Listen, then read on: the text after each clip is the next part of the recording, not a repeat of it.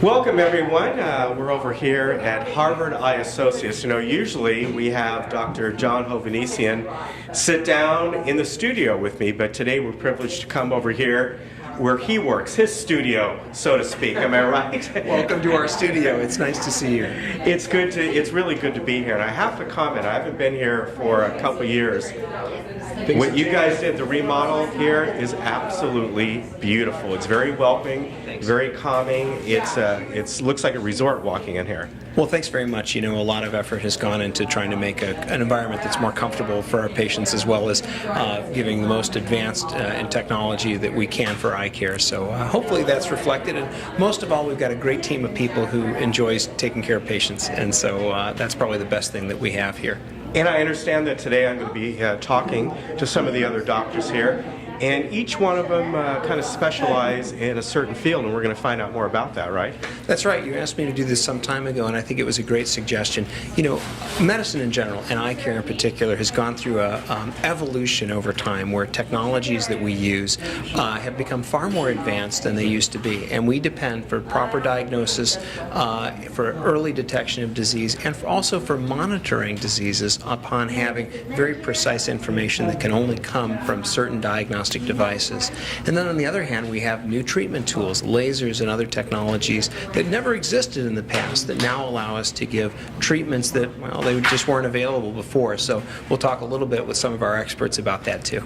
How has some of the technology have changed? How long have you actually been practicing? I know you told me before, but I forgot. But what have you seen in the past, let's just say last decade, the last 5 years even? Ophthalmology completely changes about every 10 years, and it's not just because of technology, it's because of medications as well that come along that we can offer. So treating diseases like glaucoma, for example, we've got tools and we've got medicines now that we never had in the past that really change things to help us give people better quality of life.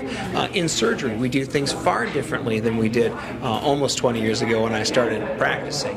And in our practice here, we have a unique setting because many people don't know that Orange County is actually the world's Silicon Valley of eye care. There are more new technologies being developed here by more companies in eye care than any place else in the world. And so we are in kind of a unique position here, being the largest practice in Orange County, that these companies come to us to help them figure out how these technologies can help patients. And so that puts us in kind of a nice, unique position that we can offer patients technologies that frankly aren't available anyplace else. So we enjoy that because these things really do help people's lives become better.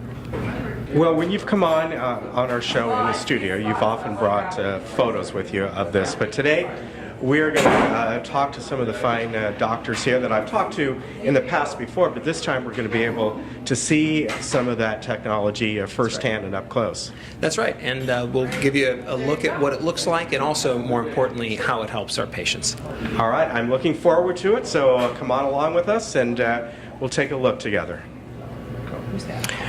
Well, we're now over here at the diagnostic area of Harvard Eye, and I'm going to speak with Dr. Brian Kim. Dr. Kim, nice to see you again. Good to see you. Dr. Kim has been in our studio before, but again, we're here where you do your work. Tell me a little bit about your specialty.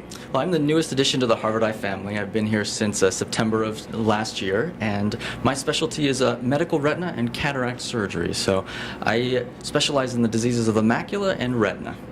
And we've often heard that that can be quite devastating if it's not detected early, and it often affects diabetic patients, right? That's true, yes. Particularly the elderly and diabetics are the most common types of problems that I see, yes.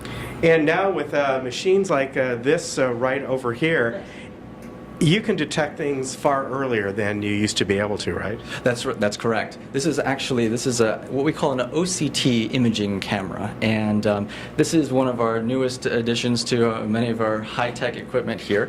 But this allows us to see with photographs things that we cannot see or are invisible at our microscopes in our exam room. So these photographs will identify problems with your vision far earlier than we could pick them up ever with a microscope.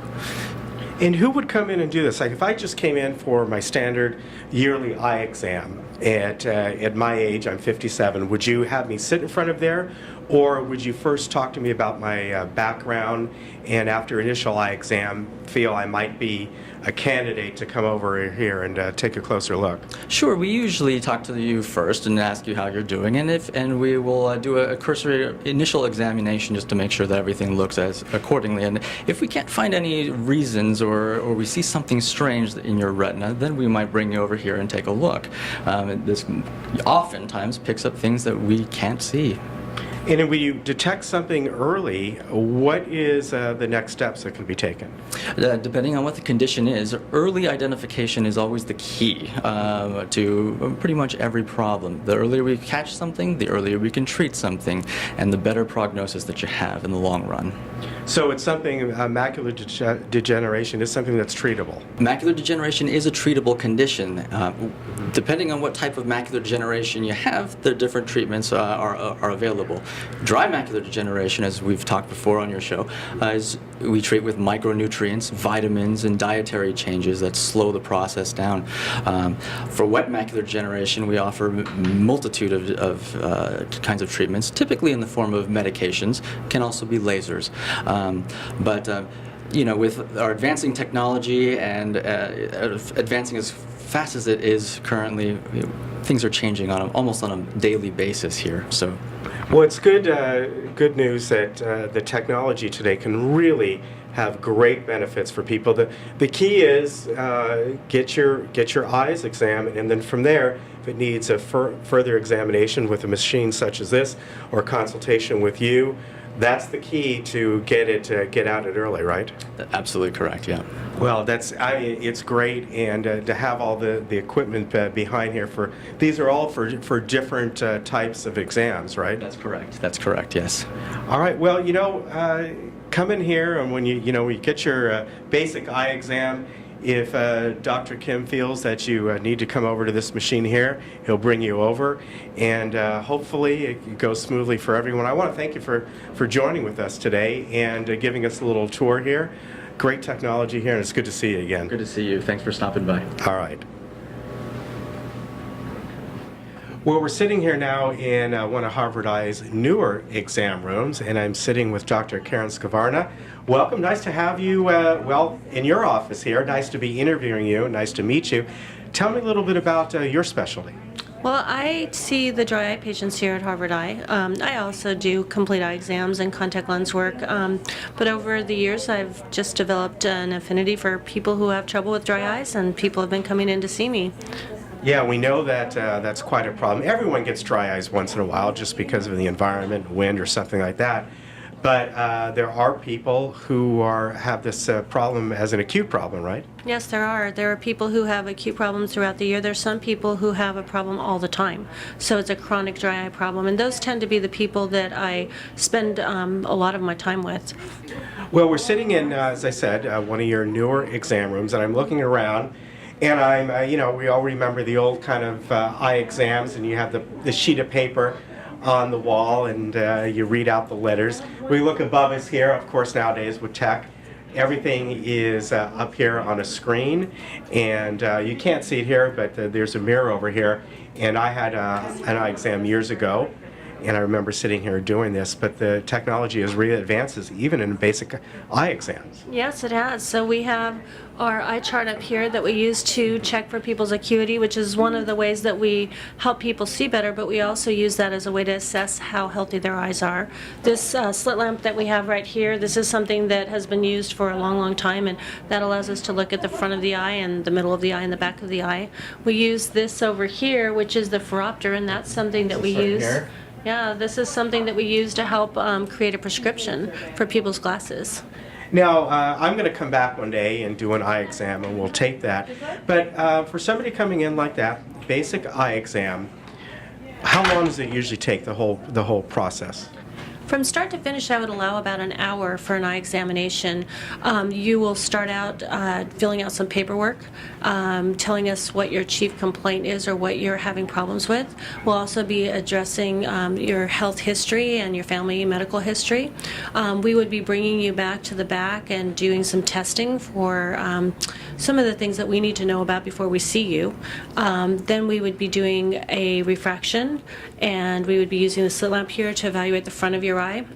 And we put some drops in to dilate you. It takes about 20 minutes. Usually you'd wait for that 20 minutes. You can read your magazine or do whatever you like to do, and then come back in, and then we take a look at the back of your eye and make sure everything is healthy. Usually we summarize, let you know everything that's been going on with your eyes and what our recommendations are, and at that point in time, then you would be able to go on home. Well, Doctor, I want to thank you again for giving us a brief overview of what happens in an eye exam. I think it's very helpful for people, and as I said, one day I'm going to get in here and get one, and we'll kind of tape the whole process. And again, also, the information about dry eyes. If people feel they may have dry eyes, they need to come in here, get an initial exam, and go from there and speak with you. So thank you very much for the opportunity. Welcome. Thank you for having us here. Yeah. All right. Well, Dr. Tamorian, thank you for welcoming us to your office here. We're having a great time touring around. Great. And I know you specialize in glaucoma, right? That is correct. Now, what is this machine that we're standing in front of? Is this one of the machines that you would use to test somebody out for glaucoma? That's correct. This is one of the tests that we use. It's actually the gold standard test. It's called a visual field machine. There's many different types of it. This is one particular type that we use here. This test is very good to test out your peripheral vision, which is one of the most important things we want to look at when we're assessing people for glaucoma, to see if they need any treatment or to see if they have glaucoma at all. Now, peripheral vision, we've all heard about that, and is it something that just naturally diminishes when you age, like like other things with our eyes? Generally, it should not be something that diminishes over a period of time, and that's really the difficulty with glaucoma. People will only notice very advanced stages of glaucoma when they're not able to see. At that point, treatment is incredibly difficult. The beauty of this machine is we're going to catch those earlier defects first, get the patient treated so they never notice anything that's wrong. So early detection is really the best treatment for glaucoma, and this machine helps us out. So this would be done after initial eye exam that you would take, and you maybe see something there that would bring a patient over here for this exam as well. Exactly. After a thorough eye examination, if there's something that looks suspicious for glaucoma, this is one test that we definitely would order to help diagnose a patient with glaucoma, but also to help follow patients with glaucoma, because once you're started on medications or you have surgery, we need to make sure your eye pressures are low enough and they're working for you, so we keep using this instrument. All right, I understand we're going to go to another room. You're going to show us another exam as well, right? Yeah, we're going to move over to a different room, show you one of our lasers that we use for treatment for glaucoma. All right, let's head on over here. So yeah, we're doing good. This is a good opportunity for us to come over here and It's great to have you and guys see here. everything. And one of these days, I'm going to get over here and do a eye exam. Go ahead and take a seat here. Make Well, yourself thank comfortable. you. Now, here we are in the another exam room. Tell me about this machine, a laser machine, am I right? Yeah, this is actually one of our lasers here that we use to treat people with glaucoma. There's 3 different ways we generally do that. It's either with eye medications, laser, or with surgery. This laser here is a good intermediate choice for people that need just a little bit more help than basic drops will take, but don't need the bigger glaucoma surgeries. This laser here is called an SLT. It stands for Selective Laser Trabeculoplasty. It's a very well-tolerated laser. Actually takes just a few minutes to do. Most people recover very quickly after the laser. You're pretty much free to do whatever you like once we're done. And it works in about 80 to 90% of people. So the laser actually, is it striking some of the glaucoma area and eliminating it? Is that what it does? Well, that's actually a great question. When we're dealing with glaucoma, there's 3 general ways to take care of it. There's eye drops, there's laser, and there's surgery. We generally start off with more conservative routes, eye drops and lasers, and if need be, we then progress up to surgery. This laser right here can do a couple of different things. Generally, it's used after a patient started off with at least 1 drops, but actually can still be used as a first-line treatment for glaucoma. And is it a type of treatment that someone has to come back every few months? No, you don't have to come in every few months. It actually lasts about 2 to 3 years, and then you can reapply it. But as a general care for patients, we see them every 3 to 4 months to make sure that they're doing okay. So it sounds like the first step would be medication, then this would be the next, and then finally, if need be, some sort of surgery, correct? That's correct. That's the usual order. Now, there's certain people who do use the medications, but for some reason they don't do very well with them. Or certain of our patients that are a little bit older have a hard time with glaucoma drops, getting them in or remembering to put them in. This laser is actually a very good alternative. For certain people, it's actually our first-line treatment. Does that mean if they have a treatment here, they may come back every 3 months or something like that, have it done again? They wouldn't be doing it again in 3 months. Generally, the effects of this laser last about 2 to 3 years. Oh, wow. Now, I would still be seeing them every 3 to 4 months, but hopefully this would cover the need for most eye drops. Very good. Well, again, advanced technology here is really helping out, and the fact that somebody can sit here for a few minutes and walk away and get in their car and drive home, and it's great. I want to thank you again for your time. pleasure. Thank you It's so been much. absolutely wonderful having you on this segment, and I hope we see you again. Me too. All right. Enjoy. Thank you. Thank you. Well, I hope that was helpful and interesting for you. It was fascinating to see all this technology close up. And as I've said in the past, I've talked with some of the doctors we've spoken with today, and it's great to have them in the studio. It's much better to come over here and see where you all do your work.